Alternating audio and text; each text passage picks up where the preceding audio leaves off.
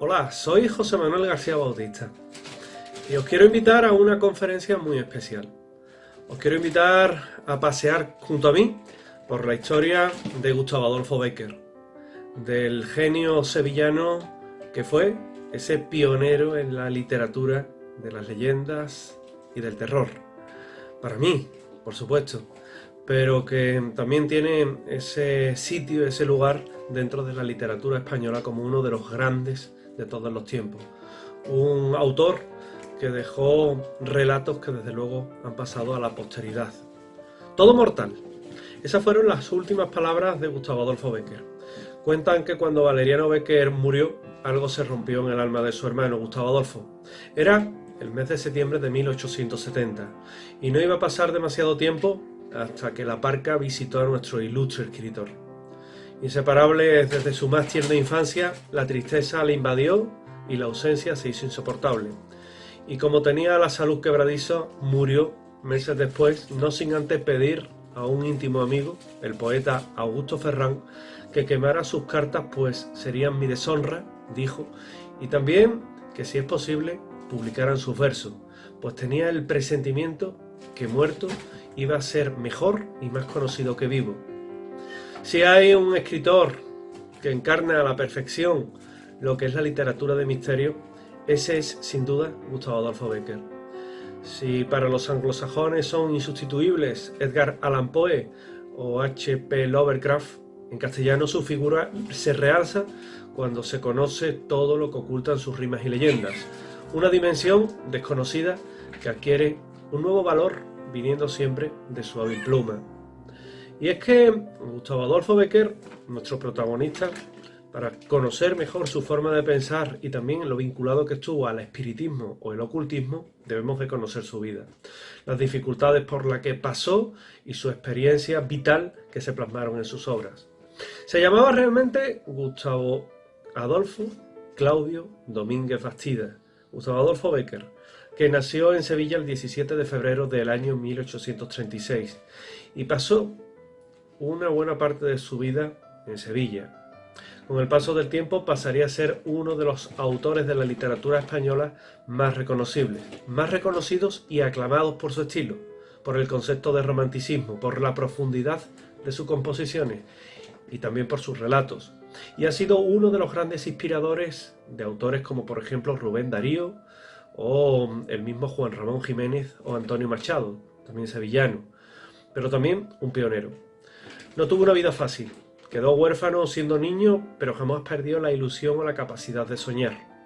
Desde joven estuvo en una posición difícil, pero tuvo clara la idea para su vocación, que iba a ser creativa. No sabía si dedicándose a la pintura, como la familia, o a la escritura, pero tendría que irle entera. Un cambio importante fue el que se produjo cuando abandonó la capital andaluza y se trasladó a la Villa y Corte, a Madrid. Ahí comenzaría el cambio de vida que iba a tener y a tener contacto con otros ambientes, con los ambientes adecuados. Su padre era el pintor José Domínguez Insausti y firmaba sus obras con el apellido de la familia, Gustavo Domínguez Bécquer, de origen flamenco. Los Bécquer se asentaron en Sevilla en el siglo XVI, siendo su hermano Valeriano o él quien tomó ese testigo en ese apellido y también Valeriano en lo que es la pintura, aunque Gustavo también llegó a pintar. Nunca estuvo sobrado de dinero y vivió penurias. La bohemia de la época quedaba muy bien, era muy bonita sobre el papel, pero los ambientes culturales tenían también cierto romanticismo, como en la época, pero eso no daba de comer. Vivirla día a día era complejo, si no se tenía un capital que te lo permitiera. Quizás por todo ello, por esas estrecheces económicas, enfermó de tuberculosis, una enfermedad que lo podía llevar a la muerte, como sucedió cuando solo tenía 34 años, el 22 de diciembre del año 1870. No pudo ver sus obras editadas, pero serían inmortales. Y de no haber fallecido a tan temprana edad, posiblemente sería de mayor trascendencia y alcance teniendo la inmortalidad siempre asegurada. Pintó, como he comentado, y también trabajó en una redacción, en la redacción del Contemporáneo. Allí escribió, por ejemplo, Cartas desde mi celda y cartas liberadas, o historias de los templos de España. Obras de teatro, poesía, leyendas, artículos, todo forma un conjunto de gran importancia. Pero sirvan esas pinceladas solo para conocer un poco la vida de este genio eterno, donde también se interesó por otros temas que implícitamente o explícitamente toca en sus obras, como la vida tras la muerte, las apariciones, los fantasmas, los mensajes del más allá o el espiritismo, que surgió curiosamente en su época, en el año 1848.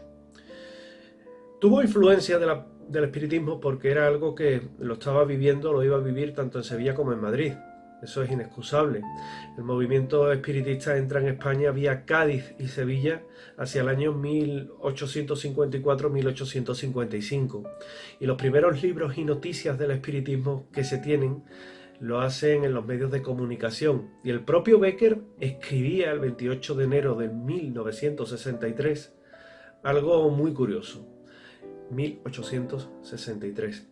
En El Contemporáneo, que decía: me dan ganas de creer en la metempsicosis. Siendo militares, médicos, maestros de escuelas, aristócratas, los que más conectaron con esa doctrina tan especial que era el espiritismo. En La Promesa, por ejemplo, surge un fantasma de una aparición que levita en el aire y da la mano a la difunta Margarita, que la luz conserva viva, decía, latente en su rayo, y también con un espacio, en este caso, de hechos que dieron connotaciones dentro del espiritismo, como se ha llamado, por ejemplo, el silencio cero o también el levitar. Incluso lo de analogía podríamos denominar en aquello del sonido que se produce eternamente, como las psicofonías o las voces del más allá. La luz es un elemento esencial dentro de la comunicación con los espíritus, tal y como se entendía en la época, como en el Miserere, que seguía a Marieta en forma de rayos de otros soles, de otra vida. Hay también referencias a sus rimas, como por ejemplo en la rima 75, que nos habla de un espíritu del creador o de su creador, un huésped de las nieblas, donde alado sube a la región vacía a encontrarse con otros y allí desnudo de la forma humana. De la idea, el mundo silencioso, donde conoce a mucha gente a quienes no conozco, y que se entiende como esa visita a ese túnel de luz que sería el que se tiene constancia en las experiencias cercanas a la muerte. La figura femenina es la inspiración de muchas de las historias heterodoxas de Becker. Igualmente, todo lo misterioso, pese a que su relación con la que sería su esposa, Casta Esteban y Navarro, también escritora, no era la más adecuada, con peleas matrimoniales continuas, una infidelidad o varias, y por otra parte, lo que era la relación normal entre ambos, con la que llegó a tener 3 hijos. Pero Gustavo Adolfo tampoco le iba a la zaga y estaba tratándose desde hacía tiempo, en 1860, con el doctor Francisco Esteban, de una enfermedad venérea, posiblemente sífilis. Su musa pudo ser Elisa Guillén, una vallisoletana que era la dama de rumbo y manejo, como él la definió, su amante que terminó abandonándole. Su salud delicada le hizo pasar una temporada en 1863 en la zona del Moncayo, en el monasterio de Veruela, en Zaragoza. En el aire de la sierra decía que iba a encontrar una cura para su salud y que le ayudaría contra la tuberculosis, que era una creencia muy extendida en la época y donde tuvo momentos de inspiración extraordinarios, como por ejemplo en las cartas desde mi celda.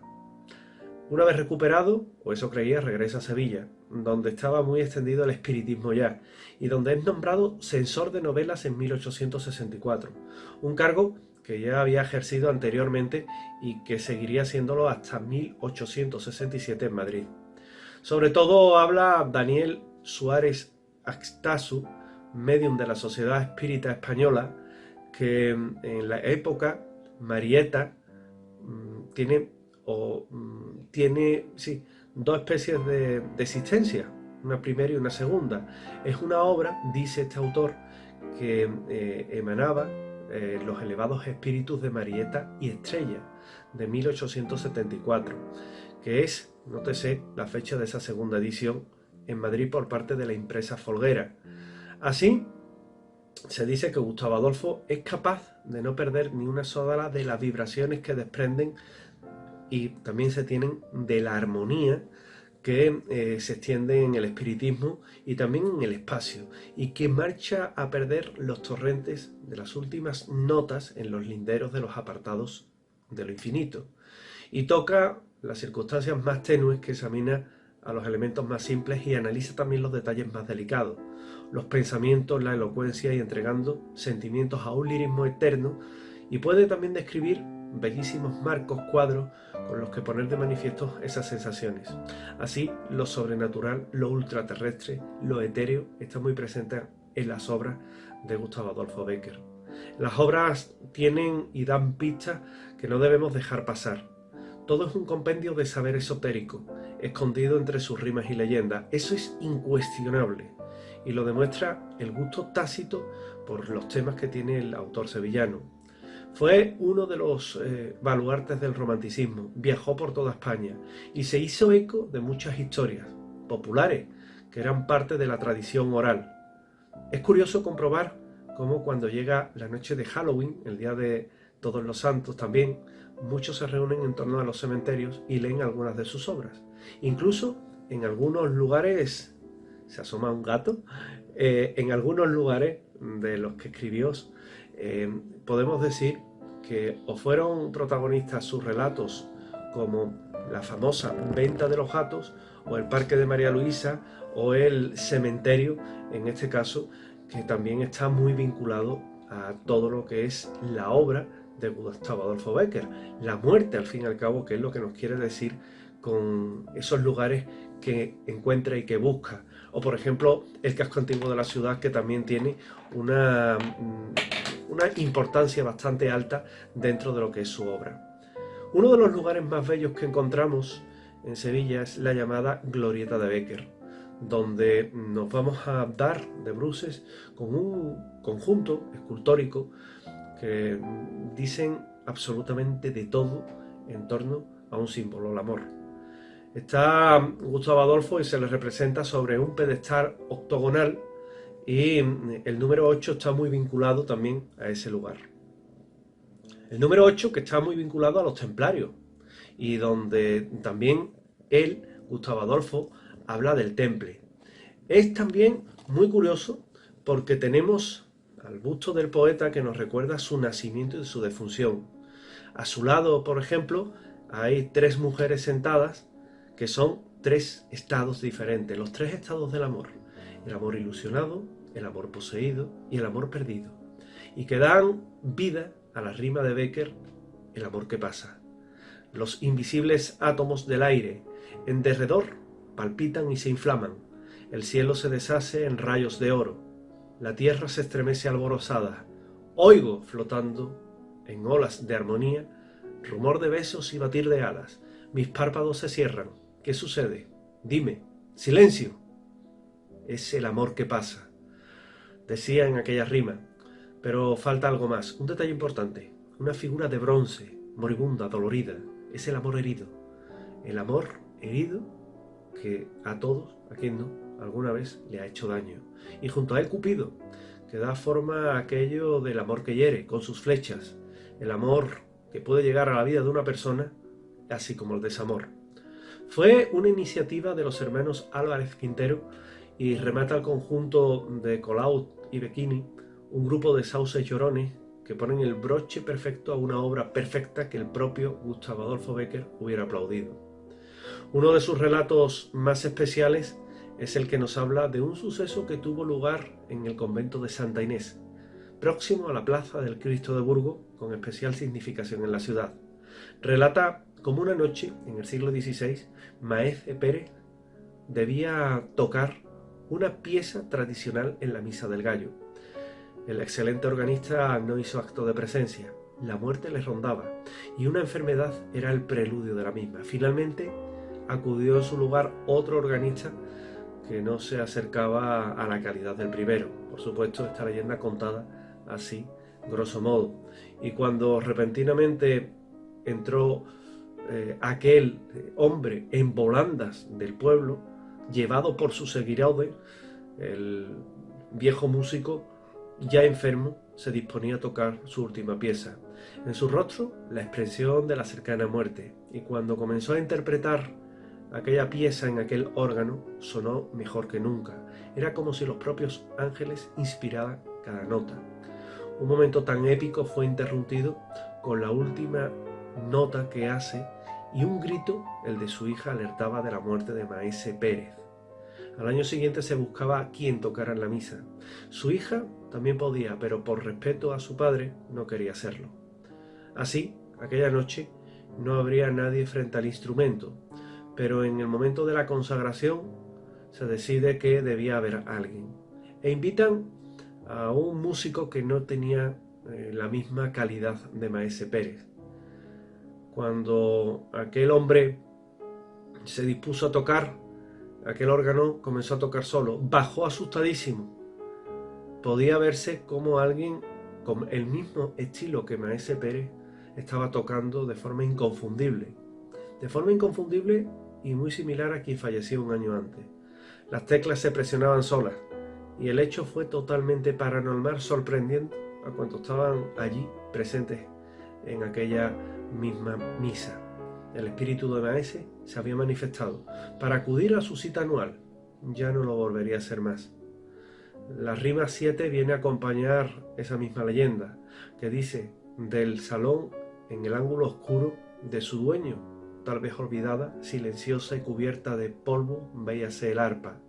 Cuánta nota dormida en sus cuerdas, como pájaro duerme en sus ramas, esperando la mano de nieve que sabe arrancarla. ¡Ay!, pensé, cuántas veces el genio así duerme en el fondo del alma, y una voz, como Lázaro, espera que le diga: levántate y anda. Los estudiosos de Becker ven en su forma y en su figura el conocimiento esotérico sobre materias que se plasman en su obra y que delatan las inquietudes del autor sevillano. En Los Elementales, la Corza Blanca, la Dama Blanca, que también son particularmente curiosas todas estas expresiones porque tienen gran simbolismo y están relacionados con fantasmas, o en Trasmundo, Leyendas, Unus Mundus, Ondina Anima, e incluso en la importancia de tener una mujer como inspiración, como una musa que guía sus pasos. También se le identifica como un miembro de órdenes masónicas o teosóficas, pero esto es algo ya que pertenece al terreno especulativo. En la Corza Blanca, por ejemplo, se pone de manifiesto una serie de arquetipos, muy del gusto de Carl Gustav Jung, donde podemos encontrar el inconsciente colectivo. Expertos como el catedrático Martín Almagro Gorbea creía identificar influencias celtas en las leyendas como la Corza Blanca, donde localiza en la fuente de los Álamos, en Veratón, también a seres sobrenaturales como ondinas y elfos, seres imaginarios del acervo popular dotados de características mágicas, y en el relato de mujeres con poderes que se convierten en corsas y siervas, que según la tradición celta, igual que la tradición medieval, se narran cómo había apariciones de la Virgen junto a animales como siervos o como seres sobrenaturales que se transformaban en ellos. Es curioso porque la figura de la Virgen por aquel entonces no era de la Virgen, simplemente le decían fantasma. Es con el avance de la cultura, el avance cultural y de los conocimientos cuando comienza a surgir todo esto. Por ejemplo, Guigemar se lanza una saeta, una cierva blanca que tiene una enorme analogía con la Corza Blanca, además de paralelismos que son diferentes, pero que convergen cuando, por ejemplo, Sertorio es el que narra como una corza blanca regalada se le aparecía en sueños para decirle cuál iba a ser su destino. Sertorio es asesinado en una tienda por un traidor, por Pempena. En ese mismo momento, la corza, que dormía en las proximidades, muere y se convierte en humo. Símbolos como la corza blanca, que es un animal albino que indica de cualidades paranormales, el humo, la reconversión, la pureza, el alma, la adivinación, todo se pone de manifiesto en ese relato que esconde muchísimo más. Para Joan Struch Toella, la protagonista asume y resume tres arquetipos femeninos: Constanza, que es una mujer altiva y caprichosa; Azucena, mujer espiritual; y Corza Ondina, que es una mujer sensual y en este caso también diabólica. Y es curioso porque para los investigadores de lo misterioso, una dama blanca es una suerte de aparición espectral que destaca por ser un fantasma que no interactúa con lo que le rodea y que suele hacer un recorrido cíclico por una casa o entorno. Una casa o entorno, y se llama así por las prendas que luce y por emitir una extraña luz o evanescencia. Los diversos arquetipos femeninos se plasman constantemente en la obra de Becker, casi siempre en perjuicio del hombre, como sucede en El Monte de las Ánimas, en Ojos Verdes o en La Corza Blanca. En su obra El Rayo de Luna es el arquetipo de la luna y del ánima juniana el que se pone de manifiesto. Esther Harding, en Los Misterios de la Mujer, indicaba en los ritos tribales que tenían y que se creía en la época cuando se tenía el pensamiento que la mujer quedaba embarazada debido a los rayos de luna. Y eso es un concierto que te deja con una armonía entre lo mágico, lo religioso y lo ritual. La leyenda, por ejemplo, del caudillo de las manos rojas escribía como: ¿oís las hojas suspirar bajo la leve planta de una virgen? ¿Veis flotar entre las sombras los extremos de su diáfana chal y las orlas de su blanca túnica? Esperad y contemplaréis el primer rayo de la solitaria viajera de la noche.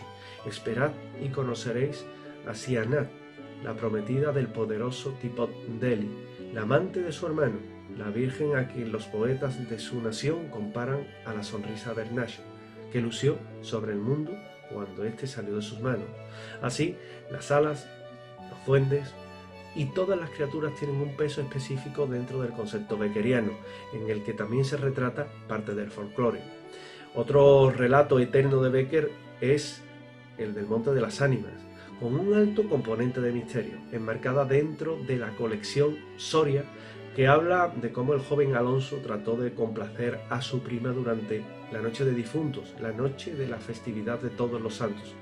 Fue publicada el 7 de noviembre de 1861 en el diario El Contemporáneo. El monte pertenecía a los templarios y fue el escenario de una dura batalla entre cristianos y árabes.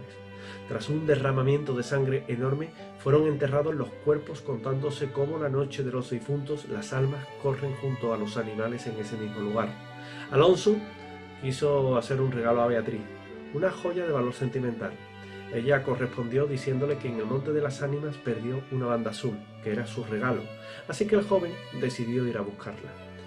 En la noche la chica tuvo pesadillas, quizás por empujar al joven a buscar esa prenda. En la mañana siguiente, al despertar, al pie de la cama estaba la banda, raída y ensangrentada. Alonso había sido devorado por los lobos del monte. Al buscar a Beatriz, la encontraron muerta. En la historia hay referencias a la orden templaria, al reloj del postigo, a la puerta del postigo, a la muralla, a Soria, además al convento de San Polo, que es atribuido a los templarios, y a San Juan de Duero, tan especial para el autor, que es un monasterio románico de la Orden de Malta. En el entorno de Belver también encontraremos un emplazamiento maldito, pues el señor del Segre, especialmente cruel, mataba a todo aquel que se ponía a tiro y se oponía a sus deseos, y era temido por la armadura que solía tener y entrar en las luchas y combates. Todo esto se enmarca dentro de lo que es la cruz del diablo. Cuenta la leyenda que cuando lo mataron, la armadura cobró vida. Lo capturaron o la capturaron y llevaron a juicio. Cuando le pidieron que se quitara la armadura, solo acertaron a quitarle el casco, pues en su interior no había nada. Encerraron a la misma en los calabozos, pero logró huir. Apresada de nuevo, la fundieron en una fragua mientras horribles gritos de dolor surgían de ella. Con el metal hicieron una cruz, la cruz del diablo en la colina del municipio. Becker comienza así: que lo creas o no, importa bien poco. Mi abuelo se lo narró a mi padre me lo ha referido a mí, y yo te lo cuento ahora, siquiera no sea más que por pasar el rato. Allí tendríamos la ermita de San Bartolomé, que protege contra las fuerzas del mal, contra el demonio, al mismo tiempo que el señor feudal de Urgellet o del Castillo del Segre entregó su alma si ganaba la batalla contra el pueblo. En el relato se pone de manifiesto la afición por los relatos y las tradiciones que tenía España, Gustavo Adolfo Bécquer, y por todo lo que tenía un ingrediente de misterio. Por ejemplo, en Ojos Verdes tendríamos que situarla, que ubicarla en la zona del Moncayo, que iba a tener cabida una leyenda donde los protagonistas son las féminas o bien los espíritus femeninos de las aguas, que nos hablan de cómo Íñigo caza con Fernando y logra herir a un ciervo que trata de huir corriendo a la fuente de los Álamos, donde moriría el espíritu del mal. El señor se introduce en el bosque, pero lo primero, el montero le advierte de los riesgos de dar por perdida la pieza y le advierte de los riesgos que tiene entrar en aquel lugar. Pese a los avisos, entra Fernando. Con el paso de los días, Íñigo pregunta a Fernando por su tristeza y la razón por la que pasa tanto tiempo frente a aquella fuente de los Álamos. Él le responde que pudo ver unos hermosos ojos verdes entre el rocío y que debido a ello se ha quedado enamorado o tal vez embrujado. Hay una confesión que habla de los pactos del diablo y de lo herético. Fernando confiesa que si fuera el demonio lo amaría para siempre y finalmente una mujer surge que lo lleva para toda la eternidad al interior del lago. Y nuevamente estamos ante esa faceta que recrea el gusto por los seres del bestiario popular, por todo lo que es la fe, la ensoñación, los sueños o la encarnación del mal que pone y se pone de manifiesto en su obra. En el gnomo es una parte de esos seres populares que diría Jesús Callejo, que también escribe, en concreto de uno especial que es el protagonista de una historia que cuenta el tío Gregorio a unas muchachas que iban a coger agua a la fuente. Este señor le narra cómo un hombre desapareció buscando la guarida de estos seres, unas cuevas en la zona donde se decía que escondían un gran tesoro. Ninguna le cree, pero bueno, de alguna forma tiene un poco la evocación de lo que eran aquellos cuentos que vanagloriaba todo o ensalzaba todo lo que eran las riquezas perdidas. Es muy significativo que en el relato dos huérfanas, Marta y Magdalena, piensan que podrían tener una posibilidad de encontrar el tesoro y dejar atrás su mísera existencia. En la búsqueda de la naturaleza y también de ese tesoro, esa misma naturaleza cobra vida. Una de las hermanas habla con el río, que le dice que el tesoro está en las montañas. La otra habla con el viento, que no sabe nada del mismo. Solo Magdalena regresa. Nuevamente se aprecia la relación entre el ser humano y su entorno, con las fuerzas de esa misma naturaleza presentes en el espiritismo y la comunicación extrasensorial. En la cueva mora, por ejemplo, nos encontramos que también incide la existencia de almas que se niegan a abandonar ese mundo y del amor entre un cristiano y una joven árabe. Una cueva que quedó embrujada y la eterna lucha del bien y del mal. En el Miserere, por ejemplo, es especialmente impactante, pues nos recuerda a muchos los fenómenos paranormales que hoy describen dentro de las casas encantadas. Cuenta cómo un músico arrepentido trata de crear un himno del dolor del rey profeta, y para ello comienza a buscar misereres. Un día llega a una abadía donde se le narra cómo allí murieron unos monjes que cantaban, cuando se produjo un saqueo. Cuando se cumple el aniversario de ese trágico hecho, ocurre algo inexplicable. Se iluminan las ruinas del monasterio y se escucha el canto desde el más allá de esos religiosos muertos. Movido por la curiosidad, acude una noche a las ruinas y comprueba con sus propios ojos cómo está todo iluminado y los monjes entonan el Miserere. Una vez acabado el canto, el músico pierde el conocimiento y al recobrarlo regresa al pueblo para escribirlo cuando estaba ya acabando, y él mismo le da un final. Nuevamente hace que cuando escribe la última nota se vuelva loco y terminará muriendo. Así, de esa forma, nuevamente encontramos conceptos que hoy se manejan dentro de estos temas, como las leyes de la impregnación, que se pone de manifiesto en el monasterio, o la transcomunicación instrumental. Todo lo que es ese ritual para muchos de grabar una psicofonía. Se podría hablar mucho más sobre sus conocimientos en hermetismo, sobre espiritismo, pero baste todo lo que hemos hablado como un botón de muestra. No cabe duda que su obra tiene la influencia de toda una tradición y conocimientos donde surgen toda clase de fenómenos y experiencias insólitas. Allá donde la razón nos habla de ese lado oculto de Bécquer y el corazón se deja llevar por las emociones del romanticismo plasmado en blanco sobre negro, negro sobre blanco. Es curioso porque hoy día sus restos descansan en un lugar privilegiado de la capital hispalense. Están junto a su hermano Valeriano, a los pies de un hermoso ángel que alberga los deseos envueltos en papel de miles de estudiantes que pasan por allí y que de alguna forma dejan estampas mágicas que se pueden vivir dentro del panteón de sevillanos ilustres bajo la iglesia de la Anunciación, junto a lo que es la Facultad de Bellas Artes, otro lugar encantado de Sevilla del que sin duda a él le hubiera gustado escribir. Como si fuera parte de una de sus leyendas, comparte espacio con otros sevillanos ilustres que han tenido o tienen el honor de descansar, de reposar allí. Dicen que hay vida tras la muerte, no lo sé, pero sí es verdad que en la Facultad de Bellas Artes se pone de manifiesto una parte de esas leyendas, una parte de esas leyendas de las que él habló de fantasmas y que regresan a ese mismo lugar para hablarnos de todo lo que escribió Bécquer en un postrero mensaje, encarnándose en un personaje tan particular como Cecilia Vos de Faber, Fernán Caballero. Pero eso ya es otra historia. Solo el que lo vive, el que se sienta a contemplar la belleza de tan lúgubre lugar, el que mantiene conversaciones con Bécquer desde el otro lado, sabe lo que significa bajar a visitar su tumba, que hoy día es uno de los lugares mágicos y encantados de Sevilla, pero que con esta breve conferencia lo único que se trataba era de conocer mejor a Bécquer, a su obra y la influencia que ha tenido el esoterismo en algunas partes de ella, donde ha dejado pinceladas solamente simbólicas de todo lo que hemos hablado, y que hay autores, que los he ido citando, que nos han ido explicando, diciendo toda la relación que tenía con el misterio Gustavo Adolfo Bécquer, nuestro particular Edgar Allan Poe o Lovecraft, alguien que merece mucho la pena leer y estudiar.